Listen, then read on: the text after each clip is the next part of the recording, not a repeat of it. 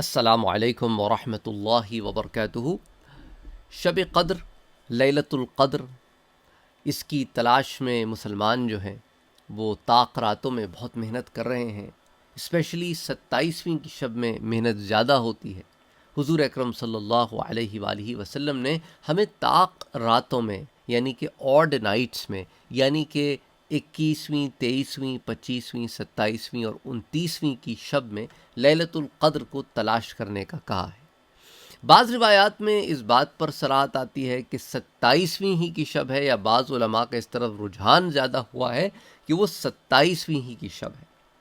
بہرحال ایک روایت آپ سے شیئر کرنا چاہتا ہوں۔ حضرت عائشہ صدیقہ رضی اللہ تعالی عنہا اس کی راویہ ہیں، کہتی ہیں میں نے کہا کہ اے اللہ کے رسول صلی اللہ علیہ وآلہ وسلم، خبر دیجئے کہ اگر میں جان لوں کہ شب قدر کون سی رات ہے تو اس رات کو پھر میں کیا کہوں۔ اب آپ اس کا اندازہ یوں کر لیں کہ آپ ہر طاق رات میں سے اپنا معمول بنا لیں۔ تو حضور صلی اللہ علیہ وآلہ وسلم نے ایک دعا سکھلائی۔ یہ ہو سکتا ہے آپ لوگوں میں سے بہت سارے لوگوں نے سنی بھی ہو، اور یہ بڑی ایزلی سرچیبل بھی ہے، انٹرنیٹ پہ آپ کو مل جائے گی۔ حضور نے کیا دعا سکھائی؟ کہا کہ پڑھو عائشہ، یہ پڑھو، قولی اللہم، اے ہمارے رب۔ اور آگے کیا کہو اس میں دعا میں کہ انک عفو تحب العفو فاعف عنی۔ تو کیا دعا مانگو کہ اے اللہ تو معاف کرنے والا ہے، انک عفو، تیری ہی ذات ہے جو معاف کرتی ہے، اور تحب العفو، اور صرف یہی بات نہیں ہے، تو معاف کرنے کو پسند بھی فرماتا ہے۔ تو اے میرے رب فاعف عنی، میرے گناہوں کو بخش دے، تو مجھے معاف فرما دے۔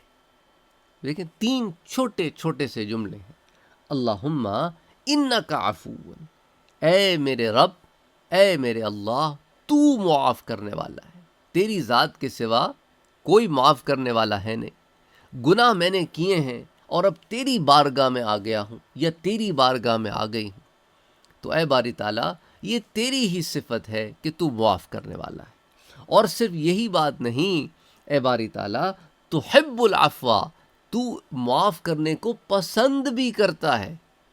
اب آپ کہیں گے کہ یہ اضافے کی کیا ضرورت تھی؟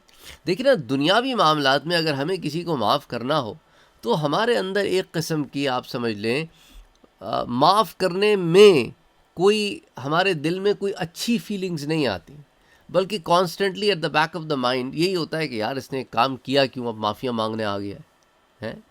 لیکن باری تعالیٰ جو ہے اس کی رحمت کا یہ عالم ہے کہ وہ پسند فرماتا ہے اس چیز کو کہ بندہ ریئلائز کرے کہ میں نے مسٹیک کی ہے، آئی سنڈ، میں نے گناہ کیا ہے، میں اپنے رب کے حضور اب معافی مانگنے آ گیا ہوں۔ اس کیفیت کو وہ پسند فرماتا ہے، وہ پلٹنے والوں کو، لوٹنے والوں کو پسند فرماتا ہے۔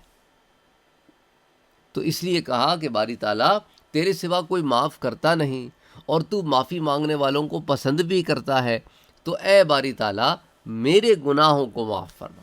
اللہم انک عفو تحب العفو فاعف عنی۔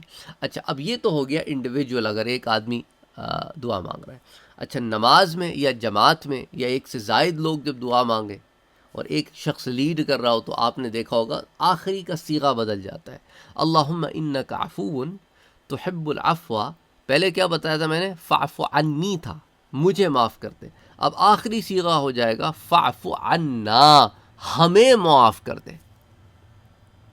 تو عنی عنا ہو جائے گا، عنی ایک ہو گیا، عنا ایک مطلب پلورل ہو گیا اس کا۔ تو اسی لیے آپ نے بعض دفعہ دیکھا ہوگا کہ عنا سے دعا مانگی جاتی ہے، کیونکہ جماعت کی بات ہو رہی ہے، عنی واحد کی بات ہو رہی ہے۔ تو انڈیویجولی اگر آپ مانگ رہے ہیں تو اللہم انک عفو تحب العفو فاعف عنی، جماعت میں مانگ رہے ہیں تو اللہم انک عفو تحب العفو فاعف عنا۔ اچھا، یہ جو روایت ہے، جیسے میں نے آپ سے ذکر کیا تھا کہ ہم مشکات شریف کا مطالعہ کریں، تو مشکات شریف میں یہ شب قدر کا بیان ہے، باب لیلۃ القدر۔ تو اس میں دوسری صف میں یہ پہلی روایت ہے، اور آگے جو ہے اس کو امام احمد اور اسی طرح امام ابن ماجہ اور امام ترمذی ان سب نے اسے روایت کیا ہے اور اس کو درجہ صحیح پر کہا ہے۔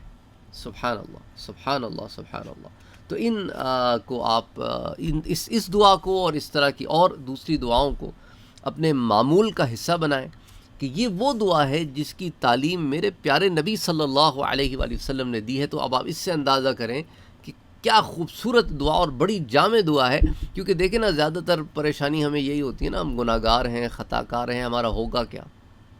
تو جب وہ رب جو رحمان ہے، جو رحیم ہے، جو غفور ہے، جو غفار ہے، جو ستار ہے، جو عیبوں کو ڈھانپنے والا ہے، جب وہ معاف کر دے تو سبحان اللہ۔ اور پھر رات بھی شب قدر یعنی لیلۃ القدر ہو تو اس کی اپنی برکتیں ہوتی ہیں۔ تو اینی وے اللہ تعالیٰ سے ہم یہی دعا کرتے ہیں کہ اللہ تعالیٰ ہمیں معاف فرمائے اور زیادہ سے زیادہ نیک اعمال کرنے کی توفیق عطا فرمائے۔ اپنا اور اپنوں کا بہت خیال رکھیے گا، مجھ گنہگار کو، عاجز کو اپنی دعاؤں میں یاد رکھیے گا، اور اس رمضان المبارک میں ہم سب کو اور ویسے عام دنوں میں بھی ایک دوسرے کی دعاؤں کی شدید ضرورت ہوتی ہے۔ آپ لوگوں میں سے جس نے دعا کے لیے کہا تھا، اللہ عز و جل ان تمام دعاؤں کو قبول فرمائے، آمین یا رب العالمین۔ اللہ تعالیٰ سب کی مشکلات کو اور پریشانیوں کو دور فرمائے، اور ہمارے پیارے جو ہم سے بچھڑ گئے ہیں، زیادہ تر لوگوں نے یہی دعا کی درخواست کی ہے کہ وہ پیارے جو ہم سے بچھڑ گئے ہیں، اللہ تعالیٰ ان کی مغفرت فرمائے، ان کے درجات کو بلند فرمائے، ان کی کوتاہیوں کو سے درگزر فرمائے، اور ان کے لیے برزخ اور آخرت تمام معاملات آسان فرمائے، پل صراط سے آسانی سے گزر جائیں، اور جنت الفردوس میں اللہ تعالیٰ انہیں داخل فرمائے، بغیر حساب کے داخل فرمائے، اور اللہ تعالیٰ ہمارا خاتمہ بھی خیر پر کرے اور ہمارے گناہوں کو بھی بخش دے اور ہم سے بھی راضی ہو جائے، آمین یا رب العالمین۔ اللہم صلی وسلم وبارک علی سیدنا و حبیبنا و شفیعنا محمد صلی اللہ علیہ وآلہ وسلم۔